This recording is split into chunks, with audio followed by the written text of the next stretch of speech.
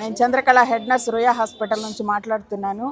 మా పిల్లలు దాదాపుగా 20 సంవత్సరాల నుంచి కాంట్రాక్ట్ బేసిస్లో పనిచేస్తూ నిన్న మొన్న వచ్చిన ట్రైన్డ్ దాయి అనేసి 4th క్లాసు 5th క్లాస్ చదివిన వాళ్ళకి ట్రైన్డ్ దాయి అనేసి ఒక కోర్స్ ఇచ్చి వాళ్ళని అసలు లిటరసీ లేని వాళ్ళని కూడా ట్రైనింగ్ ఇచ్చి ఏఎన్ఎం పోస్ట్లో పెట్టే పోస్ట్ అది. ఆ పోస్ట్ నుంచి మా పోస్ట్కి వాళ్ళని తీసుకొచ్చి 1.5 year ట్రైనింగ్ అనేసి వాళ్ళకు స్కిల్ డెవలప్మెంట్ కోర్స్ అనేసి వాళ్ళని తీసుకొచ్చి మా పోస్టులలో పెట్టి మమ్మల్ని అవమానపరుస్తున్నారు.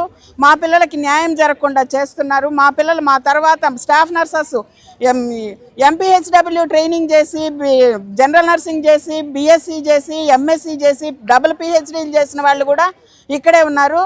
ఆ ఏజ్ బార్ అయిపోయి జాబ్స్ లేకుండా ఉండే వాళ్ళు కూడా ఉన్నారు. వాళ్ళందరికీ న్యాయం జరగాలనేసి మేము అనుకుంటున్నాము.